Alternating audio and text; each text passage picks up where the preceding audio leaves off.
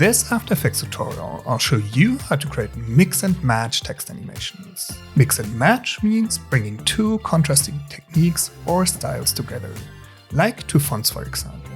Hey everyone, my name is Manuel, and let's dive right in. Biosans, a very clean sans serif font, and Bodoni Old Style, a serif font. They also contrast in thickness. Biosans is extra bold, Bodoni is book. Finally, let's choose two contrasting colors. Shiny cyan for the thinner font and a more muted color for the clean one, so that it doesn't overpower the thinner font. Like rose for example. Let's make sure the spacing roughly matches and move them on top of each other. With no layer selected, let's grab the pen tool and add a shape. White fill, no stroke. Let's name it mask. We use it as alpha track matte for both text layers. Link both layers to the shape layer. Invert the mask for one of them. Then let's animate the position and rotation of the mask. Set keyframes for both properties at the beginning. Go to the end and set the end position and rotation. Finally, we open the graph editor. Choose the speed graph. Add easy ease to all keyframes, then slow down the end. Let's also quickly animate both text layers. We add an opacity animator to one of them, set the opacity to 0, add a keyframe. We add a start keyframe at the beginning, set it to 100% and add around 12 frames. We copy the keyframes to the other text layer at the beginning. Then go to Keyframe Assistant and time reverse the start keyframes. We go into the advanced settings and set the mode to subtract. The text comes in from opposite directions. Next, let's mix analog and digital elements. Let's animate the first letter by hand, stop motion. I use my iPhone and a ring light to film it. Look at this highly professional setup. This will be the end frame. We add the other letters in After Effects later. I animate the letter backwards, step by step, taking a video of it. I'll grab screenshots from the video later. Did you know there are a lot more resources on my website? Check out my courses. Learn how to create smooth animations or how to animate with expressions in After Effects. Sign up to my newsletter, get your free expression sheet, or download more than 100 After Effects project files. You definitely should check it out. The link is in the description. Now let's see if the stop motion animation worked out. I've imported the video and first add it to a comp. Next we need to get the comp size right, 1920 by 1080 pixels. And let's name it footage.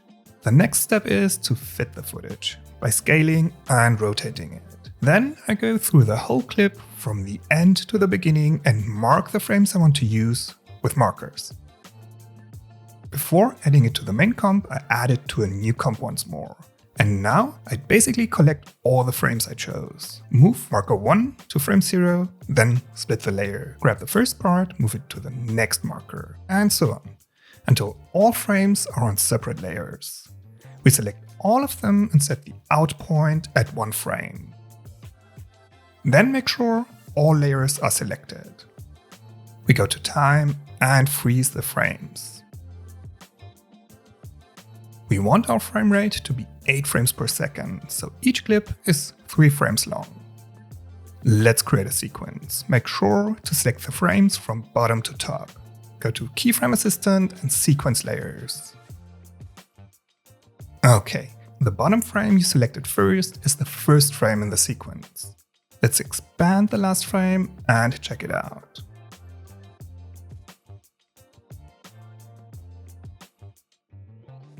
The end is a bit quick, I'd say. Oh well, let's hope the other letters will be distracting enough. We add the sequence to the main comp. Then add the other letters and position them. Slightly adjust the rotation and the font size for each letter. We add position and rotation keyframes at the end. Then move them out of the screen at the beginning. Adjust the rotation values.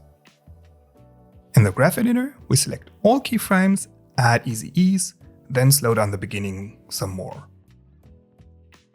To match the style, we add a new adjustment layer.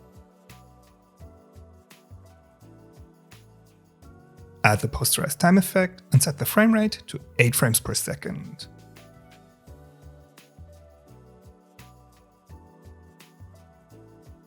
We offset the animations, then adjust the positions of the letters at the beginning, so that they appear from different directions.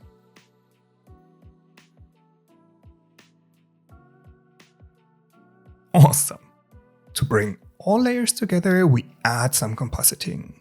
Let's create a vignette first of all. We add a dark solid, double-click on the ellipse tool to create a mask, subtract it, and add a mask feather.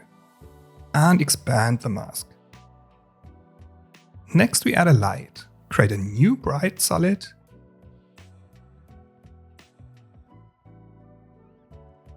Add a mask again. With a mask feather to turn it into a subtle shine. Let's move it below the vignette. And finally, let's add another adjustment layer and add some noise.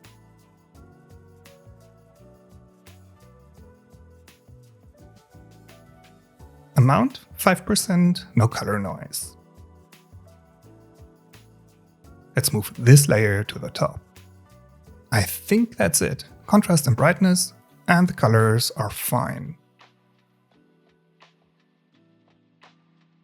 Next, let's combine two different styles. Two clean letters with a glowing 3D line. I already added two letters, Y and U. We want the O to tie the two letters together. To create this line, we use an amazing free plugin from Plugin Everything. It's called Thicc Stroke. You can download it from their website. The link is in the description. We add a new solid, name it line. The color doesn't matter. Then draw a mask path. Starting down here left of the Y, then moving up along the U, a circle back down and to the right. Then add the Thicc Stroke effect to the solid.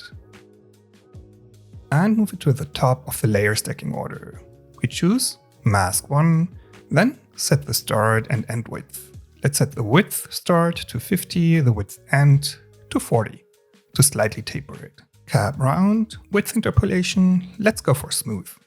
Then let's choose colors for the gradient. You could add more color points of course. A purple, then a slightly darker blue, and pink at the end. And now you can see the advantage over just drawing a path. It's like a real drawing where the path is on top. And if you reverse the drawing order, it is behind, which is amazing. Let's quickly finalize the path, create some nice curves.